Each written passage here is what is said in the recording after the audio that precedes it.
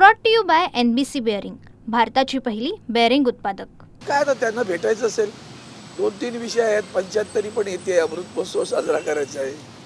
दुसरं खरं तर आत्ता देशापुढचा विषय किंवा जे काही पार्लमेंटमध्ये घडतंय, संसदेत जे घडतंय ते पाहिल्यानंतर SIR बद्दलची जी लोकांमध्ये अस्वस्थता आहे आणि प्रचंड दादागिरी त्या निवडणूक आयोगाची सुरू आहे, त्याच्याबद्दलचा कदाचित वेगळ्या पद्धतीनं त्यांना फक्त निवडणुका जिंकणं एवढंच उद्दिष्ट असतं. देशाचं वाटोळं झालं तरी हरकत नाही. आणि मग त्या महामहिम राष्ट्रपतींनी पण दखल घ्यावी असं काहीतरी असेल. बाकी काय असू शकतं मला वाटत नाही.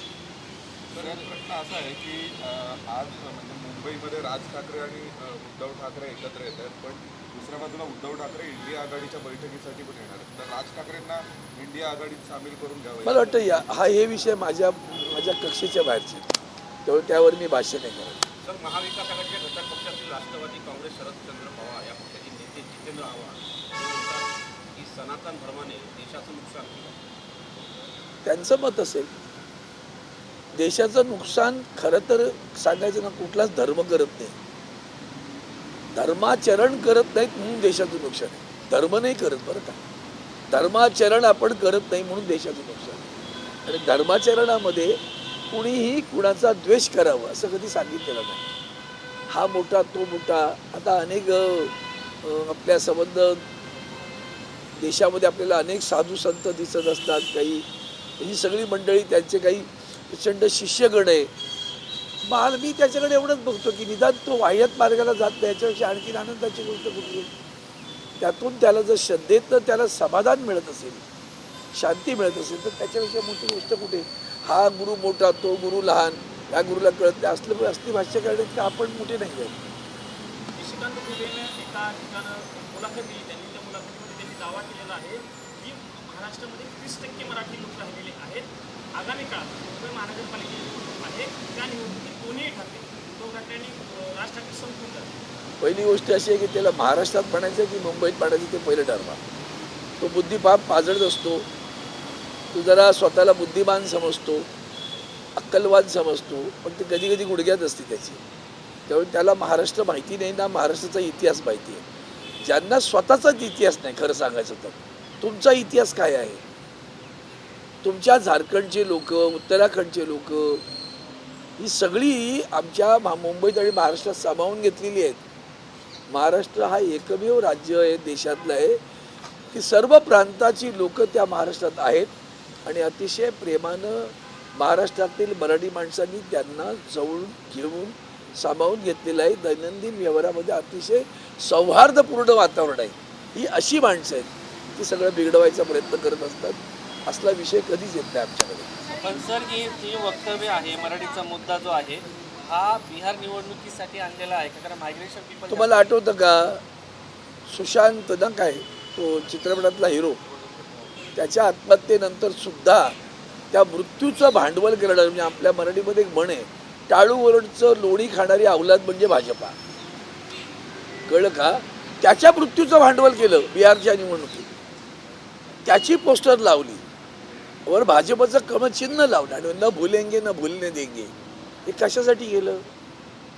त्यांना हेच आहे. इव्हन महाराष्ट्रात सुद्धा भारतीय जनता पार्टी हिंदीचा जो आग्रह धरते ते सुद्धा तेच राजकारण आहे.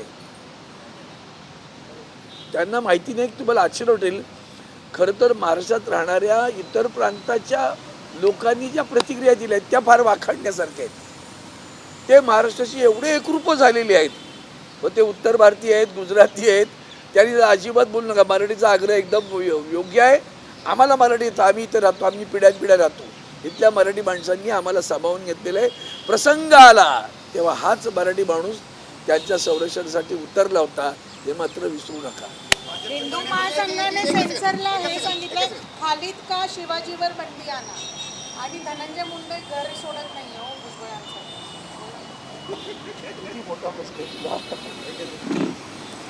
त्यांना धनंजय मुंडे 4.5 महिन्यापूर्वी त्यांनी मंत्रिपदाचा राजीनामा दिलेला आहे, पण अजून त्यांनी सरकारी बंगला खाली. त्यांना दिल्लीचं भाजप सरकार कसं वागतं हे देवेंद्रजींना माहिती आहे.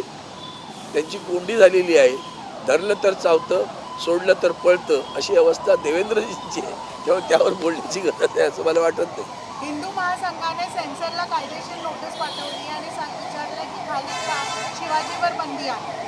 हिंदू महासभेने हिंदू महासंघाने शिवाजीवर बंदी आणा. चित्रपट आहे त्याला घेऊन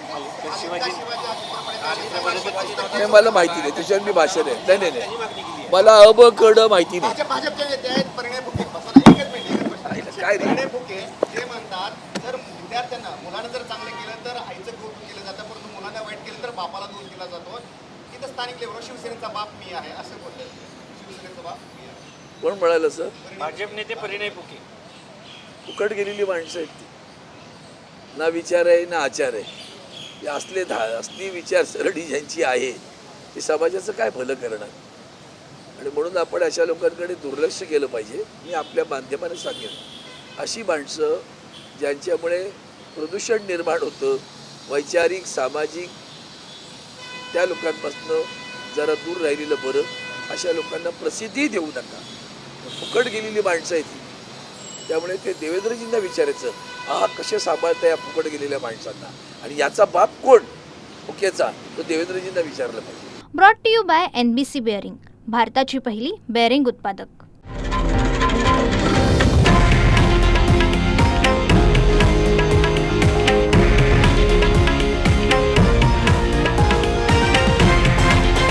हे आहे देशातील नंबर 1 न्यूज नेटवर्क आणि आपण पाहत आहात TV9 मराठी, एकमेव.